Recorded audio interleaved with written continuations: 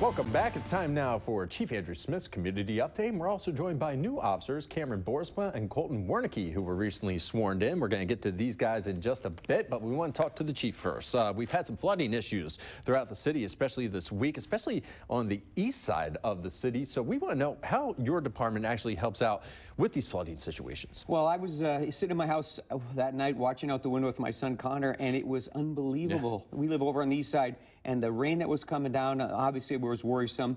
Our officers end up getting a lot of water rescues. What happens is somebody will drive into just a few inches of water, their car will stall out, and they won't be able to get out. Or sometimes the water gets deep in some places like Maine and Limekiln. It only takes a couple inches of water to float a car, and if you're driving in heavy water, sometimes the water gets sucked up into the engine, it'll kill the engine. Literally, you'll have to get a new engine. So our officers were out there with our pickup trucks, with our rescue vehicle. We're out there, helping motorists that are stranded. The best bet is don't go out. If it's raining like that, stay off the roads, stay home, and watch it out your window like we did. Yeah, not even worth the risk. I did the same thing. I'm watching and I'm like, oh my goodness, this rain just won't stop. And it is crazy how much the flooding does develop in just a short period of time. So just stay home. Don't have to worry about it. We want to talk about the Green Bay Metro Fire Department too. We mentioned yesterday their Station 5 building flooded pretty significantly, and they're still not able to get inside. They're still going to respond to emergencies. But the buildings in general, the police department, their headquarters too, they're pretty outdated. You guys have been vouching to get a joint headquarters with the fire department. So tell us about that, the need for that. Well, we're still working on that, and that's definitely something this city's going to need down the road, probably in the near future. It's a very expensive proposition, upwards of probably $40 million. But if you look at some of the fire facilities and certainly the police headquarters facilities, they're outdated. We've outgrown them. It doesn't make sense to pour a bunch of money into these old buildings. I mean, some of the fire stations are close to 100 years old, and our building was built in the 60s for a police department that was just a fraction of the size that we are now.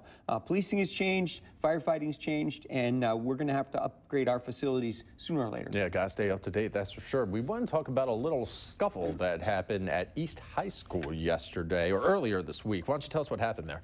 Yeah, this was a group of young women who were just involved in a low-level ongoing dispute, and it escalated into throwing of fists. Somebody's mother came to the school and got involved and ended up going to jail under felony charges of physical abuse of a child. So what we need to make sure is that these things don't escalate. You know, these are small things that are a slight in the hallway or somebody getting into an argument about a boyfriend, and it just escalates into a fight, and in one case, pepper spray. Obviously, I was on the phone with Dr. Langenfeld, the superintendent. We had extra officers there. This is really nothing to do with the school. It's just that they happen to go to school together and just don't use those coping mechanisms we have to dispute, to resolve some low-level disputes. I gotcha. So recruiting new officers, obviously that's been an ongoing effort at the department. Why don't you tell us about that? I mean, the door is always open to welcome some new officers on the force, right? Door is open, and I always tell people we got plenty of applicants, but we look for the cream of the crop, so to speak. We want the highest quality, highest caliber applicants that we can get. We get a ton of people that apply, only a few make it, and we got a couple here that made the cut. Yeah, let's talk about them. Officer Boersma and Wernicke. Let's start with you, Officer Boersma. What brings you to the department? And you're originally from Alloway, right? Yes, yep. Grew up in Alloway. Been there for quite a few years. The only reason why I left the area was to serve in the military. Once I got done with that, I knew I wanted to continue on serving. So, I looked at law enforcement, and unfortunately, I couldn't come back to Green Bay right away.